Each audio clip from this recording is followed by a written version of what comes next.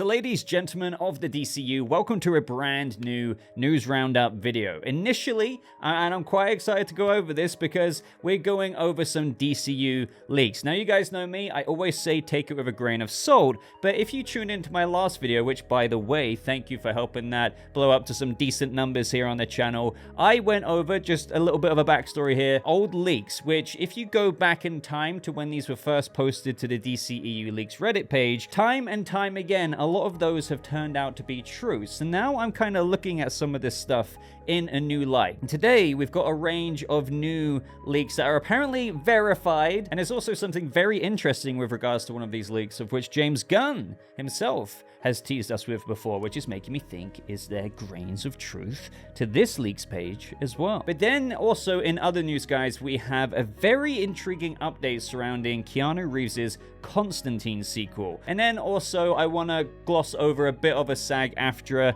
actor strike update, because fingers crossed, it looks like things are sounding a bit positive with regards to maybe reaching that tentative deal / agreement. Okay, so as for this post, it's apparently just full of verified. But as I always say every single time we go over this, verified to me still kind of means unverified, even though I keep mentioning to you, it is very interesting to me that certain leaks from this Reddit page have turned out to be true as the months unfolded during 2023. So apparently here, with regards to Aquaman and Lost Kingdom, not going to spend long on this at all. Pilo Aspect is portraying King Atlan's brother, and their relationship is supposed to mirror Arthur and Orm's. I can actually very much so imagine that. We see in the trailer that we are going to some flashbacks, especially with regards to King Atlan, his battle, and how probably that links to the origin of the Black Trident. And yeah, I can imagine they do a little bit of a parallel between, you know, the somewhat bromance buddy cop thing, as James Gunn describes it, between Arthur and Orm, and also the King of Old. So Superman Legacy. There are no outstanding offers for Lex that were made pre-strike. The search will resume post-strike. And this is interesting. Gunn is looking for an actor in their 30s who looks like they can go toe-to-toe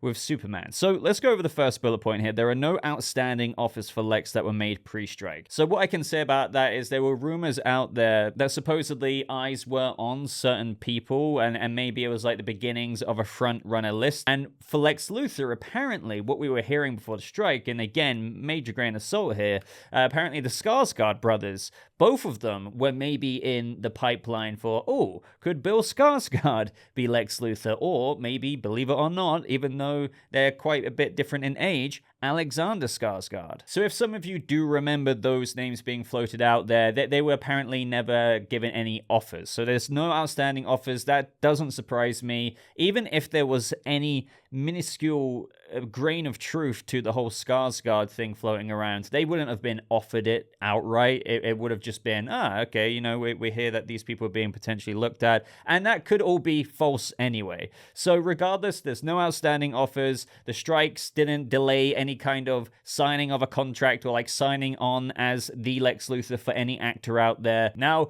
Gunn is looking for an actor in their 30s who looks like that they can go toe-to-toe with Superman. I think that's fine. I want that personally. Now, say what you will about Jesse Eisenberg's Lex Luthor, but, you know, putting Jesse Eisenberg opposite to that of Henry Cavill, there's quite a difference there, and I think that can be an interesting take. But for this, yeah, an actor in their 30s, David Corenswet's Superman will reflect Superman's age when filming, and Corenswet will be 31. So yeah, Lex Luthor in his 30s as well. I wouldn't mind if Lex is a little bit older. I mean, I don't need him to be drastically older. Some of you may really want that. Quite a bit older Lex Luthor, so maybe let's just say Alexander Skarsgård's age. I think he's around 47 compared to Clark's early 30s. But I wouldn't mind if Lex is early 30s or potentially 35, 36, 37 to maybe make him a little bit older, if you know what I mean. Kind of somewhat mirroring the demeanor you had even between, the first thing that comes to my mind is Tom Welling's Clark and Michael Rosenbaum's Lex.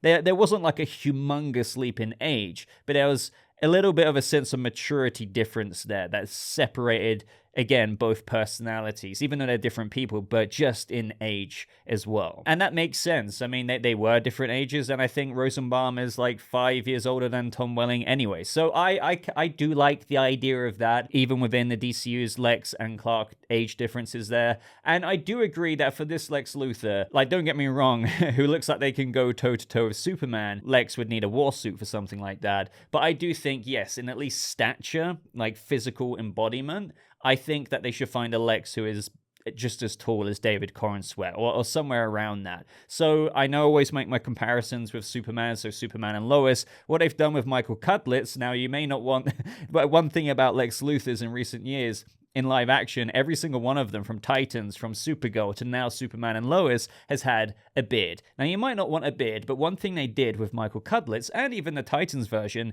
is that they felt for the first time in a long time, sorry to Supergirl fans out there, I personally didn't really vibe that so much, but what they really managed to put into a bottle with Michael Cudlitz and Titus Welliver is this gravitas, as well as like they're tall guys, but they are physically imposing. You don't think of them as somebody, even though they are human to Superman and he could flick them 1,000 miles away, there's something behind that intelligence that almost gives him this formidable presence to even that of Superman standing across him. And that's what you need to nail with Lex. And if this is true, which, you know, again, this isn't so much, I mean, you could regard it as a leak, but it just seems self-explanatory to me that this is what they would be looking for, or that I think they should be looking for. But they could be looking for something completely different, which is why I guess you could still call this a leak, with somebody who looks like they can go toe-to-toe with Superman. Let me know your thoughts on that, of course. So for the Lantern show, which, as many of you know, it comes after Superman Legacy and before the second movie in the DCU, which is The Authority. So here they say Chris Mundy, showrunner of Ozark and longtime writer and producer for Criminal Minds,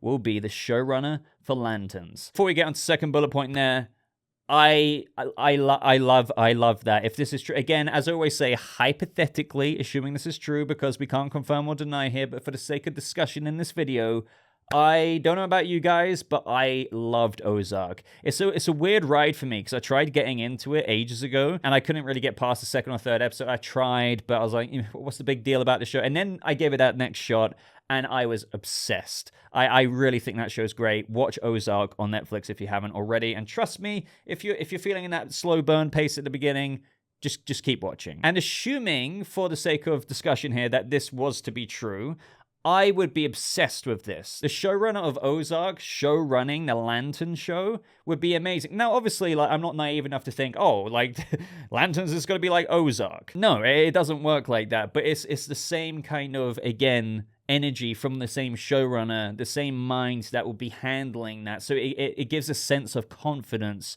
to what you want for the show, right? Now, the tone of the show is something I'm already very much so on board with. As James Gunn says, it's like this true detective vibe, you know, on Precinct Earth, of Hal and Jon Stewart going and stumbling across this larger, ancient, terrifying mystery that contributes to the overarching story of the DCU. And then you have the showrunner of Ozark potentially showrunning that series. It's just the cocktail that I would be like, why thank you, James Gunn? Why thank you, James Gunn? Why thank you, if this does turn out to be true. And I really hope it does. So next up, this one's quite interesting. Although we previously reported Hal and John would be the same age, we now know that Hal will be older and John will be closer to his 20s. Now, again, you know, we don't know this for a fact, but if this is true, this really does make me think about the whole thing, the whole hero setup, the whole heroes exist and have existed, as James Gunn says in this DC universe. A quote I say over and over again to kind of really help explain what I mean by things sometimes. And what I mean by this is, a lot of us wonder, is there a Justice League already? If there isn't, I think we're pretty close to it, given that Clark has been Superman for a while, given that Batman's blatantly been out there for a while, given that Superman knows Hawkgirl, Mr. Terrific, Guy Gardner, and Metamorpho, and likely many, many, many other heroes. So if Hal Jordan's going to be the older one and Jon Stewart's going to be closer to his 20s, it makes me think that it's likely that Hal Jordan will be the Green Lantern of the actual Justice League. And maybe at some point throughout the arc, the long-standing arc, the 8 to 10 year plan of the DCU, including Chapter 1 and Chapter 2, depending on how the arc for Hal Jordan goes, maybe the mantle gets passed down. Not so much the mantle, because they're both going to be Green Lanterns, but the mantle, or should I say the position in the Justice League, will be fulfilled by Jon Stewart one day. It's just that Hal will be the main geezer, so to speak, for the time being. And we'll see that really cool buddy situation grow and develop throughout the years, starting in the Lantern Show, which, you're going to have these two on Precinct Earth together stumble across an ancient, terrifying mystery. And Hal is not as old as what we know Guy Gardner will be, because Guy Gardner is being played by Nathan Fillion. And this kind of gives you the broader idea of how things are going to go. You have Guy Gardner being the much more older, potentially harsher, maybe bull-headed Lantern. Then you have Hal Jordan, who's probably, I'm vibing now through just reading this, mid-30s, maybe a teeny bit older than Superman, maybe around the same age as Batman or so, give or take. I can't say that with confidence, but Hal Jordan could be like 26 to 28. And again, by the end of the 8 to 10 year plan, or getting towards the end, he could, with whatever happens to Hal, take the somewhat place that Hal has been in the 8 years we've seen so far, and maybe even take over his position in the Justice League. I don't know. These are just speculations that I'm spitting out there right now, but that could be the long-term somewhat vibe that they're going for here. And that kind of somewhat makes sense to me with regards to the source material anyway, but let me know what you think of that. Do you see Hal being somewhat of an experienced Lantern, but obviously Nathan Fillion's casting for Guy Gardner being the maybe older, more jackassy type one? Not necessarily an arsehole straight up or anything, but you know what I mean by bull-headed Guy Gardner vibes. And then John, I'm not saying Jon Stewart's going to be an absolute rookie, but I can imagine it being a situation in where you have the detective. So in this situation, you have Hal Jordan, somewhat fairly experienced Lantern, the detective, but then you have the new guy, somewhat new guy in the department going along to the crime scenes with him. And again, to stress, not saying Jon Stewart will be an absolute rookie and only just put on his Lantern ring, so to speak, but he shadows Hal Jordan, and they both get closer in this journey of the Lantern series with whatever they stumble across that is terrifying, apparently, and they grow closer together. Jon Stewart grows more experienced, and maybe, Hal Jordan is teaching him the ropes more and more. And I think that if it's anything like that, I'm really down for that. And that doesn't mean, once again, that Hal Jordan has to be an old guy. It just means that he's been doing the Lantern role. He's still young enough to be in his 30s, and he's just been doing it for a minute compared to John. And now for the last leak, which, to be honest, I think could be the most maybe low-key credible, as I somewhat teased earlier. So they say, The Question. We can exclusively report a series centered on The Question is in development for the DCU. Now, if you watch my top 10 projects I want to see in the DCU, go watch that video. It's like a bonus video on the channel. It's 10 projects I want to see announced in the future. One of them was The Question. I think it is an absolute motherfucking no-brainer. But not only that, guys, it's not only like a fanboy desire of mine and a character I want to see have his own project in the DCU, but I brought up something that James Gunn himself has acknowledged, and while this doesn't confirm anything, it does make you feel a bit good about it. So we have a tweet here from Joe Cunningham saying, honest to God, if James Gunn gives us a live-action version of The Question, I'll consider the DCU a success. James Gunn liked that tweet. Now, you could say to me, but that doesn't mean anything. And I could also say, well, yeah, you might be right, but he also didn't have to like that. I could, in the most optimistic way, right, say he kind of low-key is giving a little bit of a hint there that maybe he will indeed bring The Question into the DCU, so he liked it because he's acknowledging the somewhat joke of the tweet saying, I'll consider the DCU a success, and James Gunn might be thinking, well, lo and behold, you might not know this, but don't forget, out of the projects that have been announced so far for the DCU, that's less than half just for Chapter 1. So that means we've got another 11 plus just for Chapter 1, and then a whole of Chapter 2. You're tweeting me this, but lo and behold, I actually do indeed have a Question series coming. It's just not been announced right now. That could be what the like means. Now, again, I acknowledge that could be reading into that quite a bit, but it's a little glint of hope, in my opinion. It really is. And he's done certain other teasers like that with other things that we've gone over before as well. Now, personally for me, I really hope, and I feel it in my gut that this might actually happen.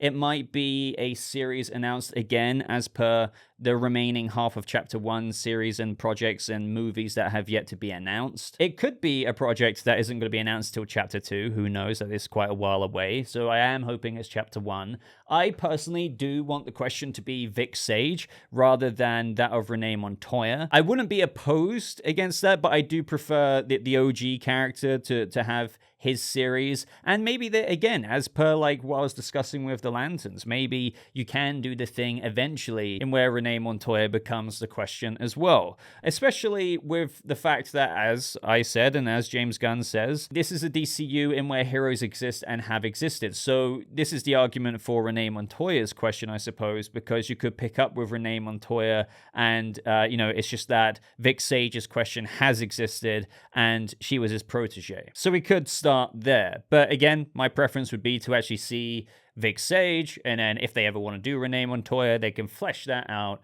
in the 8 to 10 year plan of chapters 1 and 2. But honestly, out of this whole list so far, I want nothing more. Like, I want this. It was in my top 10 most wants for the DCU. So please let the question thing be real. Add that in with James Gunn Loki, maybe do an indirect tease of liking that tweet. I really hope that this is the case. Let me know what you think of these potential leaks. While they're not absolutely whoppingly huge, I felt like I had quite a bit to say there, so I want you to bounce back on my ideas, whether it's the Lex stuff, the Lantern stuff, the showrunner stuff there, the Hal and John age difference stuff, the question and Superman and Lex and just freaking everything. Let me know. But let's move on to our next subject today, and that is Constantine. So I honestly thought, just to give you a bit of backstory here, that since Constantine, the sequel to Keanu Reeves' Constantine movie that is, has been trying to get off the floor for a long time. We're talking years and years and years.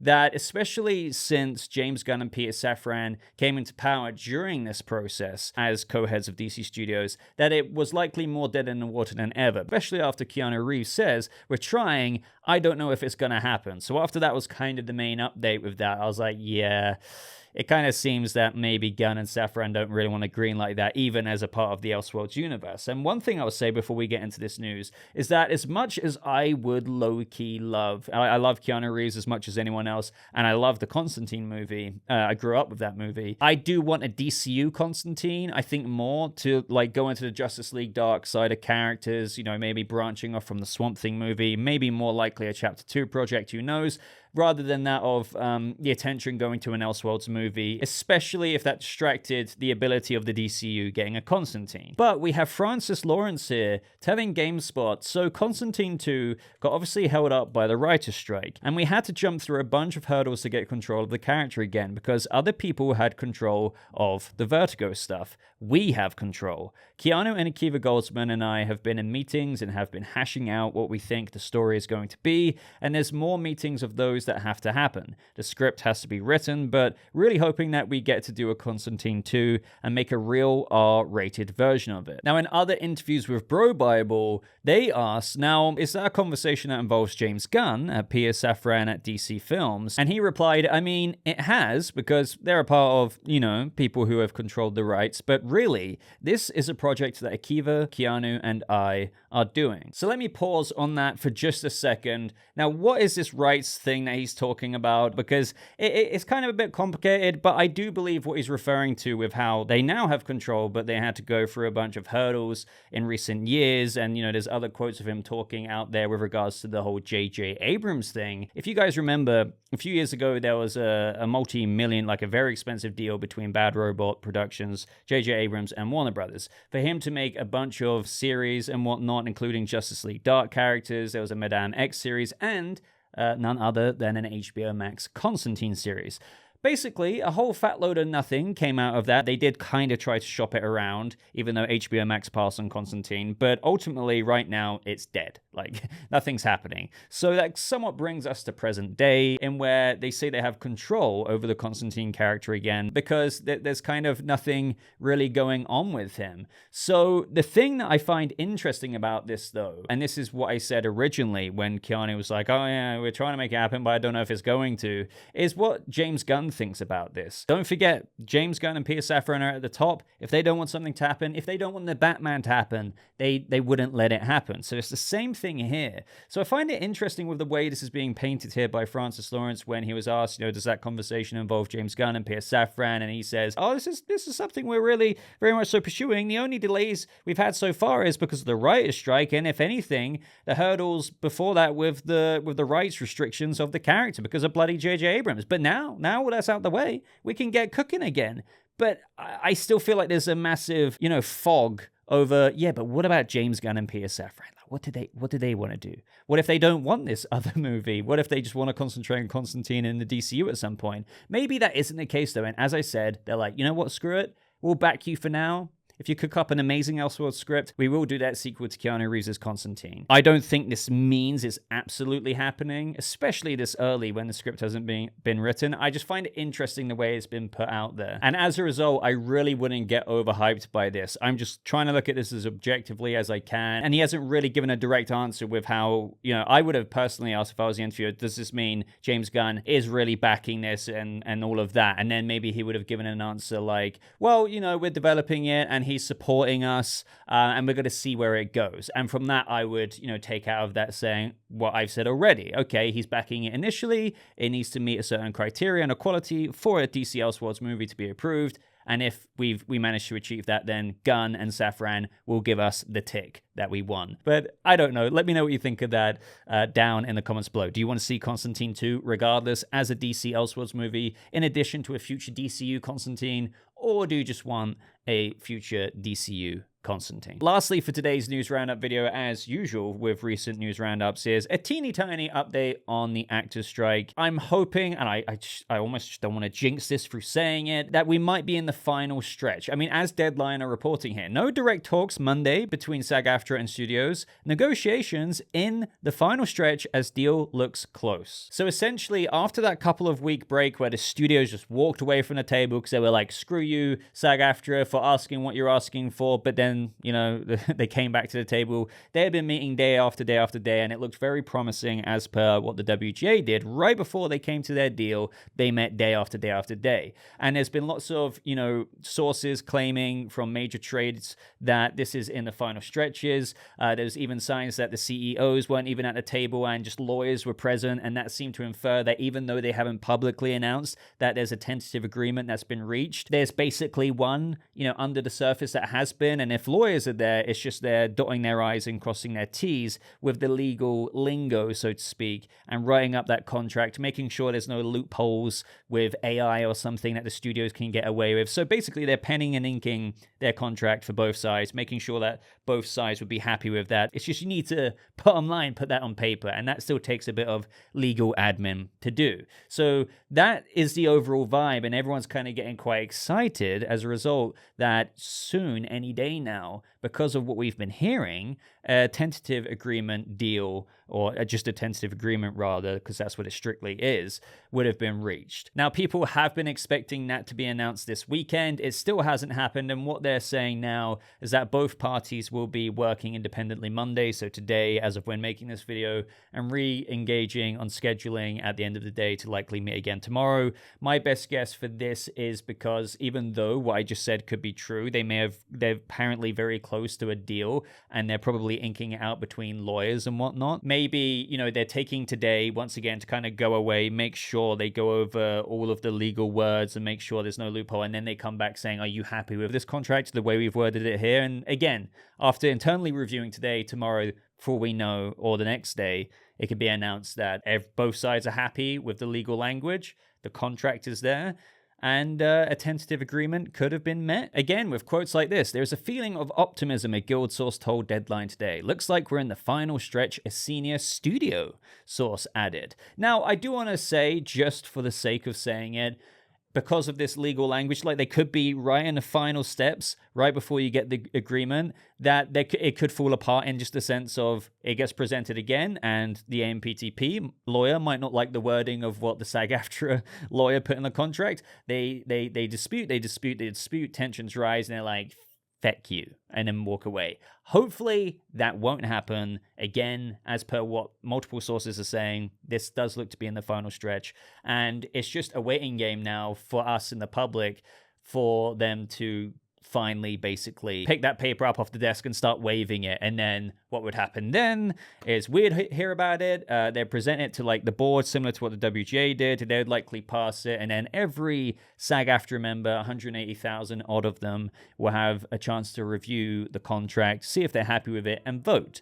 And then even though a few people will probably say no, similar to the WGA, it will probably pass by 95+%, because A, it's still a better contract that they would have got. A few people will still be like, no, like we can still keep fighting, but everyone wants this to be over, and they'll probably pass it within a couple of weeks. And yeah, everything will technically be back to normal, although the industry will be rushing to secure sound stages and filming places, and that will be hectic. And things will be getting back to normal just as the industry starts to kind of close up by the holidays anyway. So it's a bit of a weird thing there. But yeah, that's the update, basically. It's looking very likely that things are going to be great very soon, hopefully. And let's hope that this is all good from here on out. Let's hope. By the time I do another news roundup, I can tell you guys that. And then we'll hear it like Superman Legacy casting news, because James Gunn says, again, he's got the finger on the trigger ready to announce some of them. Probably Jimmy Olsen, Perry White, I'm guessing. But yeah, let me know what you think of that, guys. I'm getting a bit giddy, but I don't want to get too over giddy about that, for things to get back to normal. But that is everything from me, ladies and gentlemen. Just want to hear your thoughts on everything we discussed today. Leave this video a like if you did enjoy it. Check out my past couple of videos. You're probably seeing one on screen right now. But until next time, thank you again so much for watching. I hope you have a lovely rest of your day, and I'll see you people of the DCU in the next video. Goodbye.